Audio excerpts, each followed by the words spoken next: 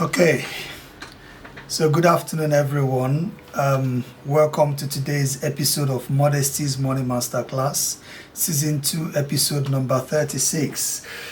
It's still October, we are still in the Black History Month, and recently I have dedicated some topics to, talking about issues that predominantly affects the black communities and the black families in the UK in relation to wealth, money, properties, and what have you. This is our contribution to the education of the black community, our contribution to towards calling out for situations that needs addressing as far as the black communities are concerned, and the enrichment of black community history as well as far as the minority ethnic groups are concerned.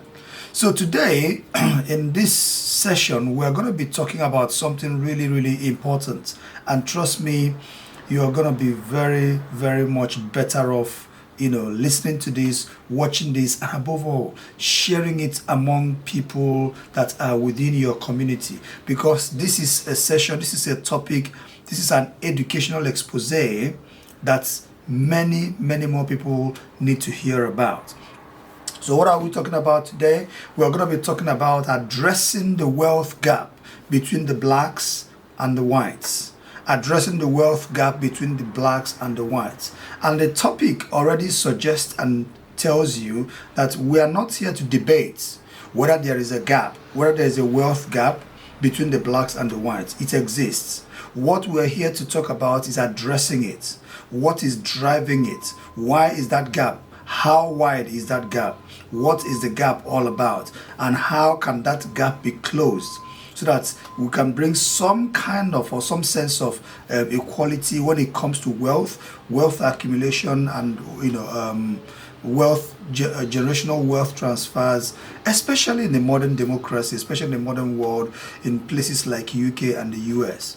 But most of the statistics or data or the information I'm going to be using today will be focused on things around the UK. And it's just a matter of replicating that same issue from the UK to other parts of the world or other geographical locations where such disparity or inequality exists. But the question is not whether it exists. It is how wide the gap is. Why is that gap that wide? So we're going to I'm going to start off with giving you some very useful statistics and information that you actually need to know, or things that you don't know or you may have known, but I just want to reinforce it, just to give you a taster of what exactly it is we're dealing with and what exactly it is we are talking about. Now, do you know that for every £1 owned, or for every £1 wealth owned by a white family in the UK specifically, that the Indian family or the Indian household has about between 90 to 95 pence. The black Caribbean household has about 20p of every £1. And then the black African household has just 10 pence. So out of every £1 owned by a white British family or household, the blacks, which is the center of my focus, the blacks own between 10 to 20p out of every £1. That is staggering. What it simply means is that the white or British household is about 8 or 9 times wealthier than the black family or the black household. Such is the gap that exists in terms of wealth between the whites and the blacks in the UK. Okay? Now, again, another statistic I would like to bring to your attention again here is, do you know that black graduates, right, especially in the UK, black graduates earn on average, wait for it, black graduates earn on average 23% less than their white counterparts. I'm not talking about, a white person who is more qualified, who is not within their age category. I'm talking about somebody who on all parameters, they are measured the same. But then the pay gap between their white counterparts and the black graduates is 23%. I mean, that is massive. That's huge. If I am paid 23% less than what my white counterparts are paid in an office or in an establishment where we work, do you know how much gap that has already created in terms of wealth and capacity and financial ability and the things that we could do? So if, for example, this guy, the white guy, is paid £1,000, the black graduates with the same qualification, measured on the same parameters, is paid £230 less in the same job. That is £770 paid to the black guy and 1,000. So that £230, the cumulative effect of that £230 difference in their monthly wages, do that, multiply that by in a year, that is £2,760 less in a year. Then if they work, for example, 35 years and that gap remains that way, just assuming that they remain on the same salary for 35 years and no increments, just on that salary alone, £2,700 a year difference, multiplied that by 35, right? That's over 70-something thousand pounds in gap. If you put that money into an investment, and the potential earnings that money could earn, that will tell you why the gap is widening. Because that disparity is already there, entrenched in the system, even in the pay. Let's talk about inheritance, because you cannot talk about wealth without talking about inheritance. A lot of wealth that people have today, they have inherited. But you come to the UK, the white families in the UK, they inherit nearly 4 times as much money as the black Caribbean or the black African family does inherit. The white families inherit nearly 4 times as much as the black Caribbeans or black Africans inherit. And inheritance is a funny one. It's an interesting one, because for you to inherit, there has to be someone who has made the wealth and then left the wealth for the generation to come. And more often than not, the wealth is inherited by the younger generation from the older generation. More often than not. Okay? And then I'm going to talk about the demographic spread of the blacks and the demographic factors here later on. But just bringing it forward to what I'm saying now, inheritance in the sense that the black communities, especially in the UK, are mainly made up of the younger people. There are younger black people in the UK in terms of their generation than the white counterparts. So there are more older folks. There are more older white folks than the blacks. Automatically, that creates that gap between who is inheriting and who is leaving the inheritance. So there are less people to leave inheritance for the black people than there are for the white people, which is not really the fault of the white people, because this is their land. For example, this their ancestral existence in this land predates the coming of the blacks. And now, I'm going to come to that coming of the blacks a little bit later on, but I just wanted to clarify this statistic a bit. So because there are because the black community's statistics or demographic spread is made up of more of younger people, they are definitely and obviously going to be disadvantaged when it comes to inheritance, because you've got to get older for you to actually now die and leave something for your generations, that are coming behind you. So there aren't that many old black people to really drive the inheritance part of wealth. So let's put the inheritance part of wealth aside to say, yes, the disparity exists there, but this is not really something that you could entirely say it is systemic.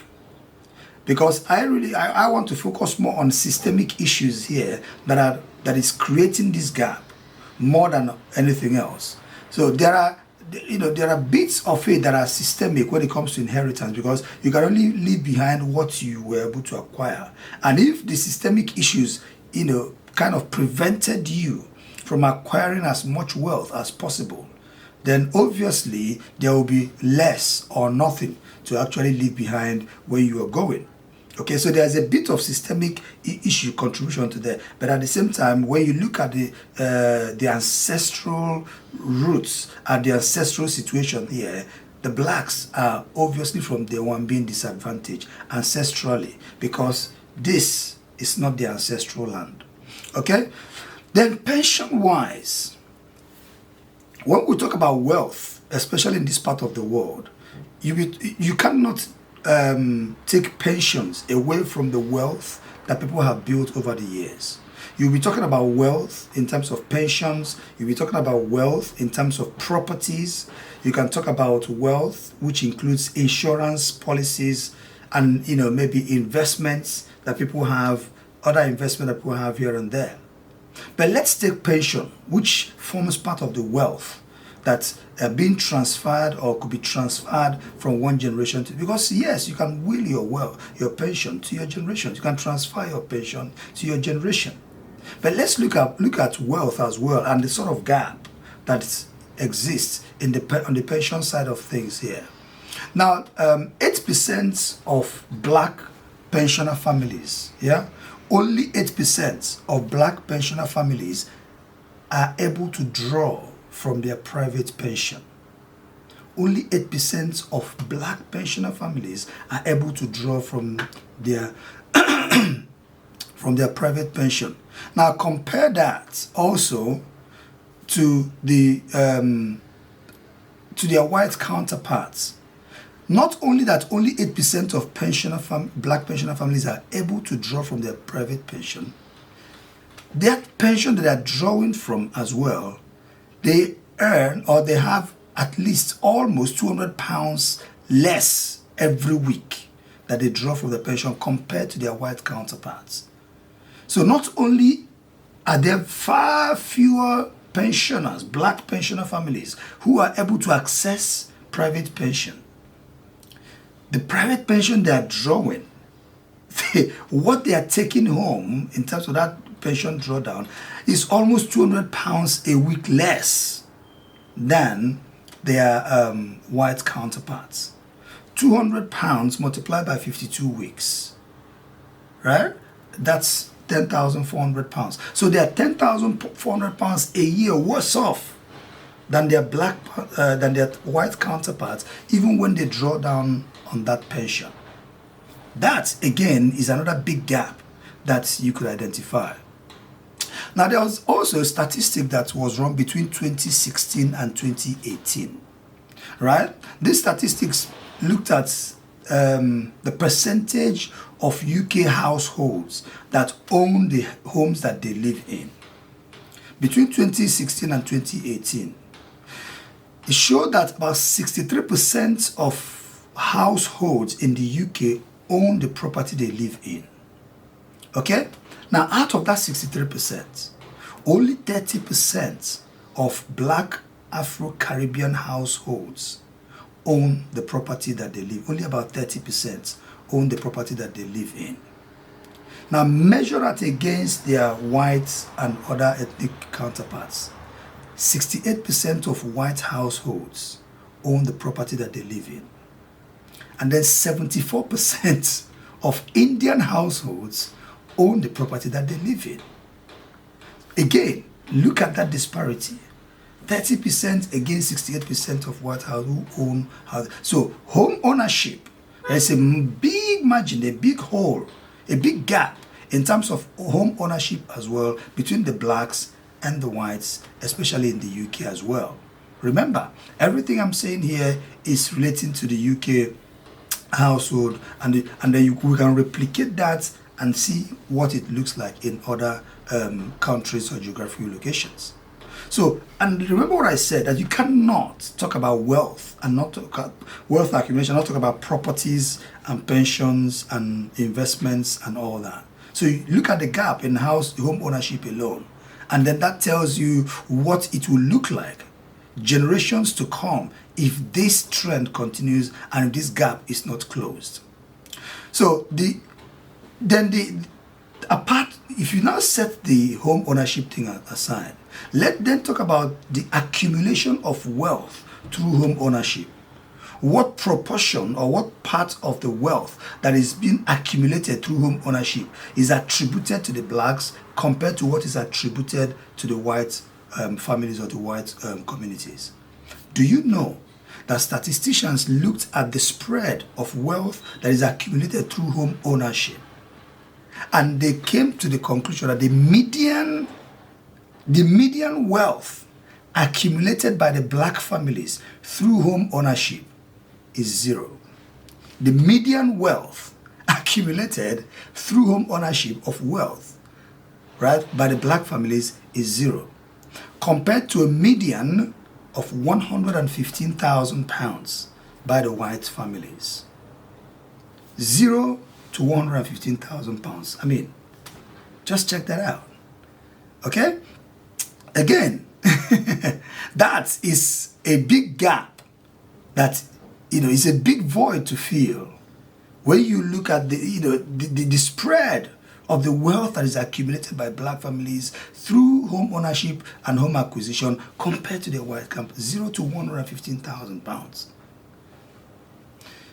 As a football fan, I just want to bring it home. As a football fan, just look at the Premier League, for example. How many black managers manage a Premier League club? Let me know if you know any. I'm a football fan. How many black managers manage a Premier League club? None. I watch football, very often. And I hear football news every day. White managers keep on recycling white managers from one club to the other. They go to this club, they fail, they recycle them, go to another club. They say, how many black managers have been given an opportunity to manage? And then even when they are sacked, how many of them are recycled or given another opportunity in the Premier League? It's absurd. Okay? We're talking about the wealth gap. But the wealth gap is driven by a lack of opportunity as well. Because if the opportunity to create the wealth or to make the wealth is not there, the gap will always exist. But every Sunday, every weekend, we watch on the Premier League and they take a knee. They take a knee. Taking a knee means taking a stand against racism and racial discrimination and all. Yet the same body that makes players and referees and everyone take a knee before every game is guilty of lack of equal opportunity for the same set of people you're claiming to fight for equality for them. It's okay. Somebody's asking, is there a correlation in the sense that 87% of the people in the UK are white? I mean, I've already mentioned that when I was talking about inheritance, right? That you cannot dispute the fact that ancestrally the whites they own this land. Okay, you cannot dispute that fact. So if this is their ancestral land, there is every good chance that there will be more white people in the UK than the black people. But that's not the question. The ancestral correlation is not the question. The numerical correlation is not the question. The question is, what is driving that disparity?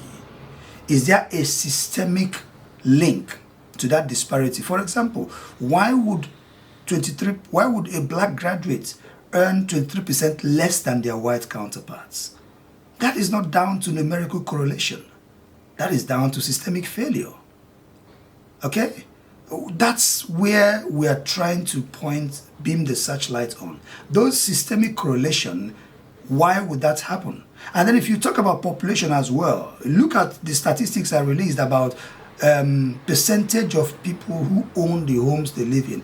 Indians, 74% of Indian families or Indian households own the property that they live in the UK. You can't tell me there are more Indians in the UK than there are than whites. There are more whites, but there are more Indians owning their homes even than the whites.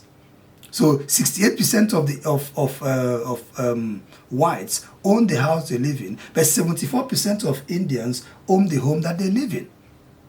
So that is not a numerical correlation. That's not ancestral correlation. That is a systemic thing. Why are the whites found, lagging so much behind? Why is the gap between the blacks and the whites wider than any other ethnic group? That is the question we're trying to address. Now let me cast your mind a bit back historically to what happened in 1948. If you live in the UK, you would have heard of the Windrush generation.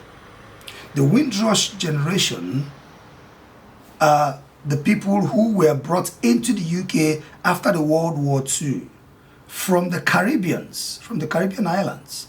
When the UK went to the Caribbean islands and said to them, come and help us rebuild our country, and we will reward you, and you will become one of us, and you will become a citizen. Right? So, in 1948, a ship, that ship was, because that ship was named the Windrush, that was why that generation were named the Windrush generation, after the name of the ship. A ship brought in thousands of Caribbeans, and they kept bringing in thousands of Caribbeans to come and help rebuild Britain after the World War II. They helped to rebuild the infrastructures, the properties, the houses, the roads, the railways, and critical infrastructure. Some of them worked in the care industry, looking after the frail, the old, and the sick of the white British people. What happened after that, after their contribution? The system discriminated against the same people that they brought in to help them repair the country. In 1955, Winston Churchill, who was then the Prime Minister, said that he was committed to keeping England white. What could be more discriminatory than that? So it then tells you that the system deliberately set out to disadvantage these same people that you brought in from different parts of the world to help you build Britain, the blacks.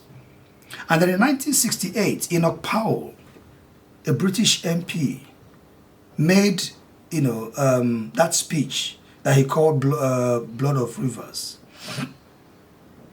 Blood of Rivers. Or Rivers of Blood, sorry. Where he told the white people that the existence of the black communities in the UK is a threat to white freedom in the UK. Okay, somebody's asking, why are the blacks drawing 20% less pension weekly? Okay, the reason is you can only draw down from what you have. So it means that while they were working, they haven't been able to build up as much pension in their pension pot than their white counterparts. Because you can only draw from what you have. And if you have a big salary or big wage to pay pension out of, you are more likely going to pay more into your pension pot than somebody who is earning less. So if I'm earning £1,000 a month, I'm more likely going to make more contribution to my pension pot than somebody who is earning £700 a month. As when the pensions are deducted at source at a percentage. So if we're asked to make 5% contribution out of our wages, the person earning £1,000 could easily put in £50 every month into their pension pot. And the one earning £500, 5% of that will just be 25 pounds. So over that period of time, the £50 will be attracting more in income through investments than the £25. So when it's time to draw down that pension, you're obviously going to draw down less because you were earning less than the same person or somebody in the same category. Okay?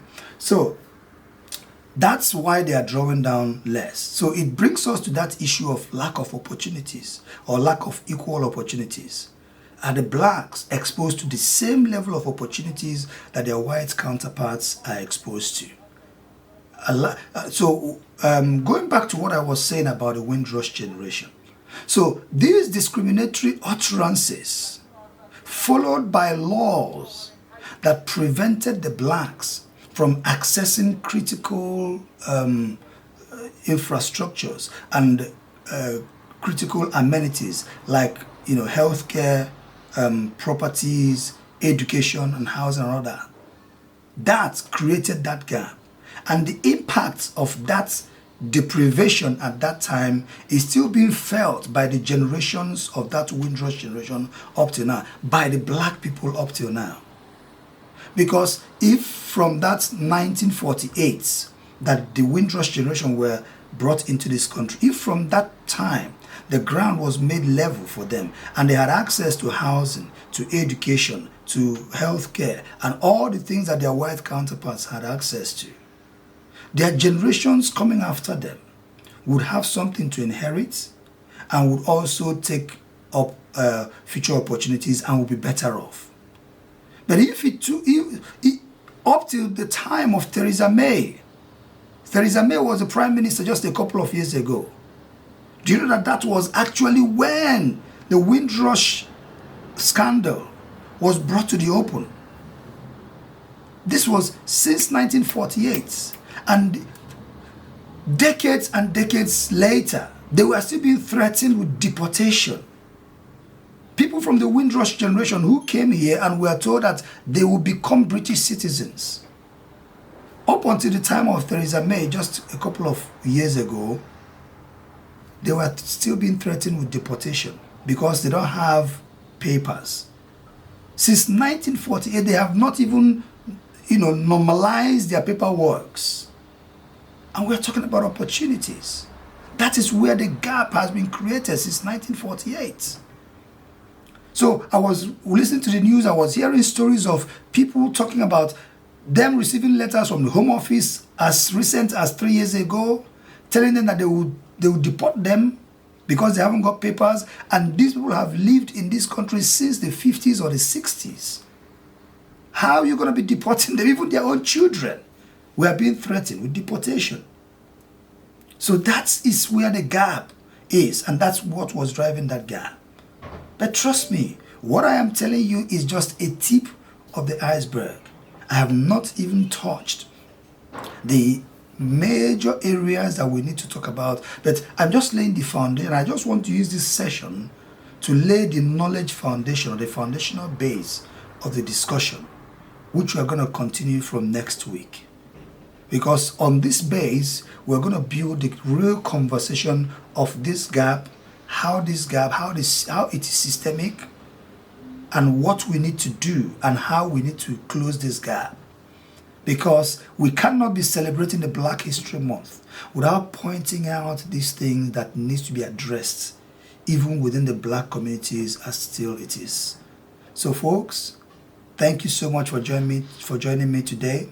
But please do not forget to join me next week, because this conversation is going to spill into next week. We're going to continue. There is still so much to talk about. It might take us 2 or 3 sessions to actually, bring this conversation to a conclusion. And trust me, 2 or 3 sessions is not even enough. But the enlightenment and the sensitization that we get from here is not meant to drive racial discrimination or to make us feel guilty or to start discriminating against the whites or whatever. No, we are sensitizing and educating ourselves so that we will know where the problem is, how to solve it, what the solution is, and how to have a meaningful conversation around these issues with people when we're out there. Thank you very much for joining us today, and see you again next week when we bring the part 2 of addressing the wealth gap between the blacks and the whites. Until then, do have yourself a lovely week, a lovely day. God bless you. and take care of yourselves. Bye now.